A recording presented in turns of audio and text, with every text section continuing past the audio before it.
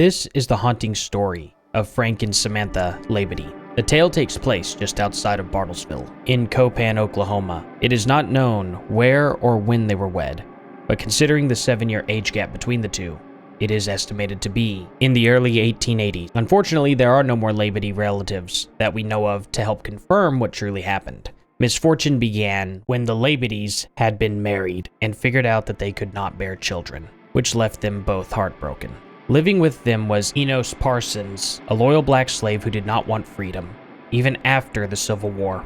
In the winter of 1892, when Parsons was 46, he and Samantha Labadie had an affair, which ended in Samantha being pregnant. By about April of 1893, Samantha began to show that she was with child.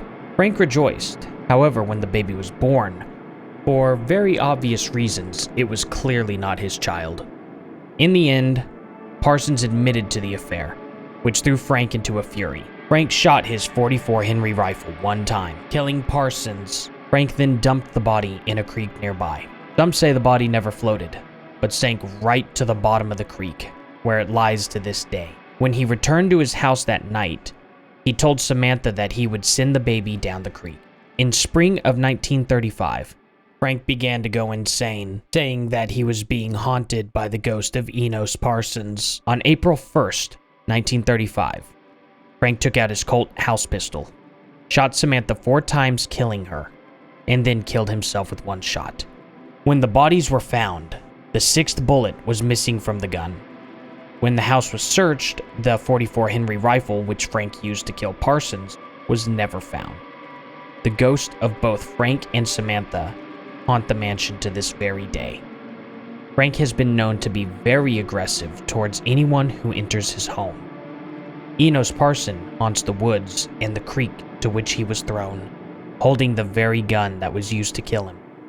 Shots have also been heard in the woods, which caused birds nearby to strangely hover in the air above where the shot was. And if you look into the creek, you may just catch a glimpse of the Labadie baby that still haunts it. Hey there, everybody. So the story you just heard was the story that I had heard when I was a kid, and definitely made me very curious. Curious enough that when I was 19 years old, me and my friends drove all the way up to Bartlesville and tried to find this place at midnight. We were unsuccessful, and to say the least, it was a good thing we were unsuccessful because this place is on private property, which we would find out the next day. We ultimately decided to go during the daytime to try and find it. To find it completely blocked off and a bunch of no trespassing signs. We were smart and decided we were not going to trespass. Many people have trespassed and has caused problems for the family that currently owns that area. That family, well, we'll get into that later. I would like to add that Labadie is the pronunciation I found online that was supposedly proper for French-speaking individuals. Apparently the family here is known as Labadie. I don't know the difference. I don't know why. I don't know if I'm even accurate in saying Labadie's the proper French pronunciation. That's just what the internet told me. I did talk with a professional on this at the Bartlesville History Museum, and they let me know the correct pronunciation, as well as the rest of the story with the twists and turns that are coming up. Shockingly, we're going to get into all of that and uncovering the truth behind this tale. Now, to let you in on a little secret, that tale you just heard is absolute garbage. That was not the original ghost story. We will be going over the original ghost story next. But before we get into it, guys, please like, subscribe, and share if you like this. I really appreciate the support that I've gotten over my other videos. I genuinely appreciate that. You all are amazing. This has been an amazing experience for my first time doing videos like this. So thank you all very much. Hopefully, I continue to grow, and not just grow in the sense of getting more subscribers, but grow as in my techniques. Getting better at shooting film, getting better at the audio and everything with that. Video editing especially. So bear with me, guys, and I hope you all enjoy this video. Let's get right into the real ghost story of the Labadie Mansion. One thing I certainly wanted to show you here before we get into the story, there's an editor's note of the April Fool's ghost, and I think it's incredibly important because they were aware of this in January of 1980. Editor's note, GCL, Green Country Living, has learned that the popular account of how the Labadie family died is incorrect. Well, there is no Labadie. It's Labadie. Regardless, it seems like they just misunderstood and misspelled the name, so it was not done on purpose, from what I can see here. We wonder how many people know the real story. Anyone who writes with the actual story will receive a year's subscription to Green Country Living for free. Boy, back in the days where a magazine subscription actually was worth something. It's kind of funny to see that, isn't it? Anyway, guys, onward with the story. This story here is the April Fool's Ghost, and it was meant to be a creepy, fun story that unfortunately spiraled into something that it's not. The spring air felt good as the boys drove around with the windows down.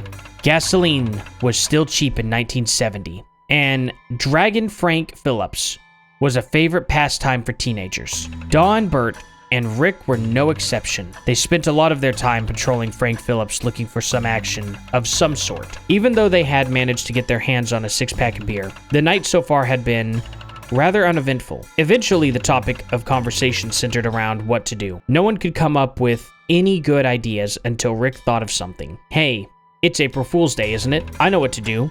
Let's go up to the Labadie house and see the ghost. I'm not sure that misspelling was intended or unintended, but apparently they're going to call it the Labadie, which I have heard that pronunciation before. Seems to me maybe some people knew of the original story and changed it up a bit. What ghost? Bert replied. Haven't you heard about the Labadie murders? Dawn asked. No, what about it? Bert replied. Well, Rick explained.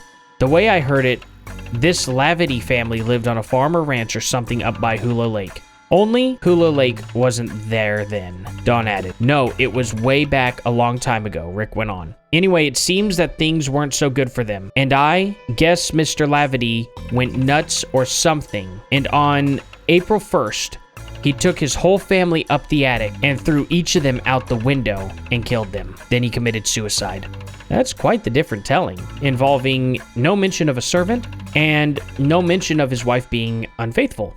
Kind of wild how these things end up turning into something that never existed. Now they say every April 1st, the ghost of the family reenact the whole thing. Yeah, man, and tonight's the night they do it, Dawn added. Wow, do you guys know where this place is? Bert asked excitedly. I think I do, Dawn volunteered. It's up on the Mullendore Ranch, up on a hill. Hey man, let's go see, Bert urged. Why not, was the reply. After they rounded up some flashlights, they made the long drive to the hill on Mullendore Ranch. A dirt drive went up the hill to the house that couldn't be seen from the road. Also, the Mullendores had constructed a gate across the drive, and it was chained tight, not to be restrained from their adventure by a minor technicality like trespassing. They parked their car by the gate, and they climbed over. As they walked up the small dirt drive, they strained for the first glimpse of the house. The drive was much longer than they thought, and there was a series of smaller hills they had to walk up and down. As they went up the hill, their excitement grew as they would reach the top of each hump, expecting to see the house. 1/2 mile later, as they topped the last hump, the house seemed to leap into view. It was a strange feeling. There it was right in front of them. It was a big house with 2 stories topped with a large attic that you could walk upright in. Off to one side, a chicken house dry rotted away, and nearby a windmill loomed high in the dark sky. Hey, look there, Bert half whispered, lying in a low spot next to the drive were the graves of the family. Wow, one of them said, standing by the graves. They looked at the old house, silhouetting the skyline. They pointed their flashlights at the old frame building. It was in pretty bad shape since no one lived there for years. Well, shall we go in? Dawn asked. In? You want to go in? Bert asked. Yeah, let's go take a look what it's like on the inside. Rick urged. Bert wasn't sure he wanted to go inside this place, but he didn't think he wanted to stay outside by himself either. The 3 boys climbed the steps on the porch and entered the house. They walked around the dark, lower rooms, finding that there was still some old furniture in the house. They walked onto the back porch where the cistern pump still stood. An old wooden table stood next to the pump, and on the table was a wash bowl. As they neared the table, they saw movement inside the bowl. All 3 flashlights trained on the bowl as they strained to see in. Suddenly, a black head raised up out of the bowl, its eyes glowing in the light of the flashlights. It was a large black snake, and the boys had awakened it from a good sleep. Chills went up the boys' spines as the big snake crawled over the edge of the wash pan and off the table away from the light. Taking a few deep breaths to calm themselves, they went back inside the house, this time being very careful to watch for more snakes. They climbed the rotting stairs to the second floor where they went from room to room, realizing that these were the very rooms that the family slept in before they were killed. Dawn was the first to go find the stairs to the attic. "Let's go up there," Dawn urged. "Oh man, I didn't know. That's where they were killed, wasn't it?" Rick replied. "That's what you said," Bert reminded them. "Man, there ain't no such thing as a ghost. Come on, guys, we've come this far. We can't quit without going up there. That's the most important place in the whole house," Dawn pleaded. "Well, I guess you're right," Bert reluctantly agreed. Dawn led the way as they entered the nearly pitch-black attic. Shining their lights on the floor, they could see that a few planks had been nailed down to walk on, but the rest of the attic floor was bare. Their eyes followed the planks along the floor until they ended at the wall, which was a window. That was the window. That was the very window he pushed them out of. As if drawn, they walked down the planks towards the infamous window. The glass gone from years of neglect, the window was filled with moonlight and seemed an oasis in the pitch blackness of the surrounding wall. They stopped dead in their tracks when they heard a movement high above the window. They slowly moved their flashlights up the wall towards the sound. Suddenly, the attic seemed to fill with a shrill screech as something came flying out of the darkness and struck Bert right in the chest. Bert screamed and stepped off the planks backwards. While Dawn and Rick were wildly swinging their light beams around the room, the old plaster below Bert gave way, and he fell all the way through to the bedroom below. Meanwhile, that thing was flying around Dawn and Rick's heads, and even though they tried, they couldn't get a light on it. The two boys swung at it with their flashlights as they found their way down the stairs. But once down the stairs, they ran to the room where Bert had fallen. He was still laying there, looking up at the hole in the ceiling, when his friends joined him. They pointed their lights at the hole and saw for the first time the demon that had driven them from the attic. It was a bird that they had frightened with their lights. They didn't care what it was. They had had enough of that place. It didn't take them very long to get back to their car. What about the ghost? They didn't see any ghost that night. The next question would be, did they ever go back to see if there really is a ghost? Their answer is, are you kidding? And cue the drum and cymbal. Ba-doom. Tss. You see what I'm saying? This was an April Fool's joke. That was the whole story. This story never intended to bring this level of harm. And I don't blame the writer for this. They were making fun.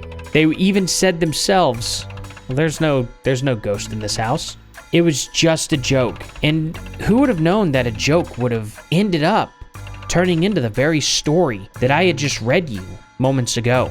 It's pretty wild. There was no murdering of a servant that ended up having an affair with Frank's wife. There was no mention of anything along those lines. That didn't come until probably the mid-80s, early 90s. And yet, this right here is the only story that was actually written. It's pretty wild to watch a story transform into what it was. And just to prove it, I have a lot more to go over with you guys. A lot more to show of the mystery of the Labadie mansion. Here is a direct response from a Labadie family member directly to Green Country Living. Apparently, this story did not first appear in Green Country Living, as it actually appeared in a Sooner High School paper. One that I have not seen yet, but I'm sure it's the exact same and was transferred over just a couple months later to Green Country Living. So it apparently appeared October 31st, 1979, ended up in Green Country Living in January of 1980. Dear editor of Green Country Living, in regard to the story The April Fool's Ghost, published in your January issue Volume 1, you asked how many people knew the real story about the Labadie family. As members of the Labadie family, we would like to tell you the true story, since reading the article in your magazine which was recently published, and also the story that appeared in the October 31st, 1979 issue of the Sooner High School paper. The family as a whole has had mixed emotions about the articles. On one hand, we were amused to think how anyone could take something as innocent as Frank and Samantha Labadie's deaths and dream up such a fantastic ghost story. And on the other hand, we were angered to read the ghastly details of how he had murdered his family. And that actually sums that up. They really were just outraged about the murder part. They obviously genuinely cared about Frank and Samantha Labadie, as any family member would, but that goes to show that they had genuine respect for their family members, and that their family members probably took pretty good care of them. I can totally relate to that and understand why that would upset them. We hate to destroy the so-called legend and myth and all the ghost stories that have been created about their deaths. But the true story is, on April 1st, 1935, they were found dead by Frank's brother, Charles Labadie. They had died from asphyxiation by carbon monoxide fumes from a gas stove that was improperly vented. Frank was 75 years old and Samantha was about 68. At the time of their deaths, their double funeral was held in Pawhuska, and their bodies were placed in the mausoleum in Pawhuska for a while before being moved to the old Labadie Cemetery. The reason being, the family plot needed to be properly prepared. The house in which the Labadies died is located some 25 miles west of the so-called haunted Labadie house. The so-called haunted house was built by the Labadies' son, George Labadie, a prominent attorney and councilman for the Osage tribe of Indians from 1921 to 1961. Frank Labadie, as well as his son George, were original Elatis, I guess is how you properly pronounce it, of the Osage tribe. Frank and Samantha never lived in the big native stone house at the top of the hill. They did, however, live in the old log cabin where their son George was born. George did have his parents' 50th wedding anniversary in the big stone house a few months prior to their deaths. We are sorry to destroy the ghost stories about their deaths, but we as members of the Labadie family felt we should set the record straight, because each story is worse than the one before. We are sorry to disappoint the thrill-seeking public, but there were no murders, no suicide, just a case of accidental deaths. Signed by nieces of Frank Labadie, Blanche Labadie Mounts, and Winfred Labadie. So this is it. That right there is exactly what happened. There was no haunted house. If you wanted it to be the haunted house, it would have been the log cabin, not the mansion. The mansion never had any deaths. Now, I still don't know at this point in time what became of the mansion, why it was abandoned. That being said, even at this point in time, the old abandoned mansion had not been burned down yet. So these stories of Frank setting the house on fire even, which there are some stories about that I didn't really bother to get into, are completely fake. There are many different stories being told as to what happened to Frank and Samantha Labadie. I merely told you the story that I knew whenever I was trying to find the place myself. This is the truth as to what happened to Frank and Samantha Labadie. There is no murder, there is no psychotic tale, and they weren't even in that house. I figured it would be a lot of fun to go over the article that Debbie Neese actually made herself over the, what she's calling the gingerbread mansion, which, when you look at it in this light, certainly does look like a gingerbread house, doesn't it? Thrill seekers have an overwhelming draw towards adrenaline-pumping activities like skydiving, roller coasters, horror movies, and spooky storytelling. When startled, the heart rate spikes, causing muscles to tense and breathing to accelerate. There's a flood of adrenaline, endorphins, and dopamine hormones released into our systems, enacting the fight-or-flight reaction. Some people thrive on this thrill, while others not so much. Majestically standing on an Osage County hill about 20 miles north of Bartlesville, and a short thorn-infested walk from a roadless traveled towards the gingerbread mansion of the Labadie family, who endured more tragedy than most. The 19th century Victorian mansion is now merely a silhouette, a shell of its former self, a derelict house depicting a carefully cookie-cutter formed and golden-baked gingerbread house standing with corners joined in anticipation of the stained glass windows and lovely roof, with scalloped icing being applied. For the Labadie mansion, the fairy tale has been erased. The mansion has greeted many of the before-mentioned thrill seekers over the years, but all that remains is an amber shell of stone walls where once a future was planned. Frank and Samantha Labadie married in 1884 at Clay Center, Illinois. The couple came to Indian Territory to live near Hula. In the small log home his father had built in 1874, Frank continued the family farming and timber operations long after the death of his father. Although the family moved to Caney, Kansas, to educate their 4 children, John, George, Paul, and Lola, George Vance Labadie graduated from Caney High School, obtained a law degree from the University of Michigan, and was a 9-term councilman for the Osage tribe of Indians. In 1934, he built his 2-story summer home on an Osage County hill overlooking the land where he was born. That November, George presented his parents with a golden anniversary party at the stone home, entertaining a host of his parents' friends. From 1919 to 1935, Frank and Samantha lived in Bartlesville before building their new home at Red Eagle in Osage County. The couple moved into the Red Eagle home in March of 1935 and were visited by many friends and family as a housewarming gathering just before the devastating night of March 31st, 1935. Frank and Samantha had retired for the evening, sitting in their living room, she in her chair reading and he resting on the couch before heading to bed. The next morning, their nephew found them forever stuck in time. The cause of death was determined to be carbon monoxide asphyxiation due to an improperly vented gas heating stove.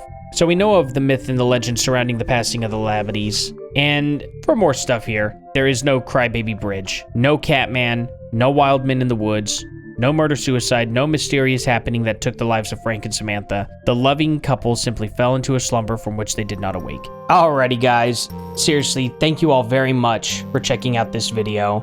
And to go back to the very beginning of the story, seeing that the Labadies had a son automatically just debunked that entire ghost story. And not that it's something that I'd like to do. I don't like going and debunking ghost stories per se, but when you start name-dropping real people and families are actually affected, where the main story is your grandfather is an evil person that murdered his entire family, I can understand why they'd be upset, and I felt that this video needed to be made after learning about that. This is a story that, since I was young, I've known about. It's always creeped out about, as well as wanting to see this place in person. But at the end of the day, it's not real. It was never real. Frank and Samantha, they passed away in a small log cabin after their 50th anniversary. Their son was the one who built the mansion in the first place. It was never theirs. None of this took place. As for Enos Parsons, I'm not really sure what happened to him, where he went, or how much he was involved. But I don't know, guys. I wish I could provide that information. I just can't find anything really on the man. So that's very unfortunate. I would have liked to have seen where he ended up and where he went and how his life ended and, you know, where his children may be today and stuff, but there's just really no info that I could find. So if you do have info, please definitely make sure to comment down in the comment section below. Thank you all very much. Please like, subscribe, and share. I really appreciate you all coming here. This was a very fun story, and I think October here is certainly going to be fun for all of us. Stay tuned for more. I plan on trying to get a couple more video outs for the month of October. Hey, but we'll see what happens. Thank you all again, and I'll see you guys here in the next one. Later.